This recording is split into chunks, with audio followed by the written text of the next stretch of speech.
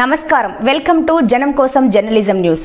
శివాలయంలో ప్రత్యేక పూజలు నిర్వహించిన రాష్ట్ర పంచాయతీరాజ్ గ్రామీణ అభివృద్ధి స్త్రీ శిశు సంక్షేమ శాఖ మంత్రివర్యులు డాక్టర్ ధనసరి అనసూయ సీతక్క కొత్తగూడ. ఈరోజు కొత్తగూడ మండలం గుండం గ్రామంలో శివరాత్రి వేడుకల సందర్భంగా శివాలయంలో ప్రత్యేక పూజలు నిర్వహించిన రాష్ట్ర మంత్రివర్యులు డాక్టర్ సీతక్క ఈ సందర్భంగా మాట్లాడుతూ చిన్న చిన్న ఆలయాలకి ప్రత్యేక నిధులు కేటాయించి అభివృద్ధిలోకి తీసుకొస్తామని, భక్తులు ఇబ్బందులు లేకుండా చేస్తామని మంత్రి అన్నారు. ఈ కార్యక్రమంలో కాంగ్రెస్ పార్టీ రాష్ట్ర, జిల్లా, బ్లాక్, మండల, గ్రామ నాయకులు, కార్యకర్తలు తదితరులు పాల్గొన్నారు.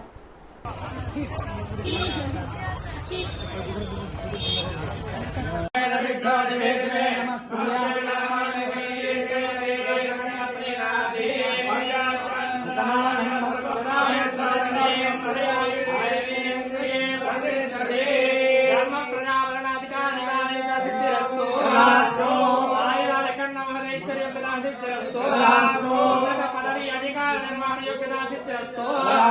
సమస్త సన్మంగళాని భవంతు. సమస్త సర్వే భక్తజనాని ఆయురాని గగన మహదేశ్వరి యోగ్యత సిద్ధిరస్తు. ఓం శాంతి శాంతి శాంతి. తిమ్మాపురం పరిధిలో గుండం రామక్క గుడికి, దేవుడి దగ్గరికి వచ్చినటువంటి మన భక్తులందరికీ కూడా పేరు పేరున హృదయపూర్వక శుభాకాంక్షలు. మరి అత్యంత పురాతనమైనటువంటి శివుడు ఉన్నటువంటి దేవాలయం, కానీ చాలా రోజులుగా వెనుకబడి ఉన్నటువంటి పరిస్థితి. అటొక దిక్కు రామక్క గుడి ఉంది, ఇటొక దిక్కు శివుడి గుడి ఉంది.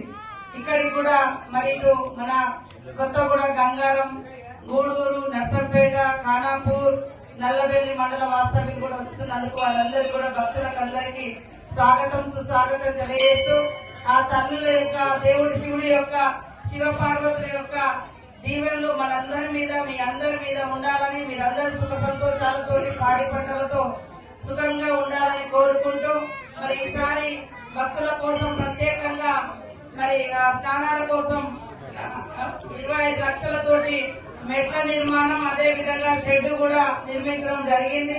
రాబోయే కాలంలో ఈ ప్రాంతాన్ని అత్యంత వైభవంగా మరి ముందుకెళ్లే విధంగా ఈ ప్రాంత బిడ్డగా, ఈ ప్రాంత ప్రజాప్రతినిధిగా ఎప్పటి నుంచో ఈ ప్రాంతంతో, ఇక్కడ రామక్క మన శివాలయంతో, గుండం తీర్థంతో మనకు చాలా అనుబంధం ఉంది.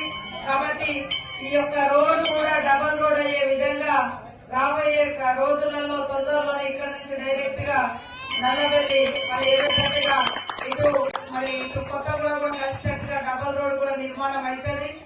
ఇట్లా వచ్చి అట్లా పోయేటట్టు, అట్లా వచ్చి ఇట్లా పోయేటట్టు.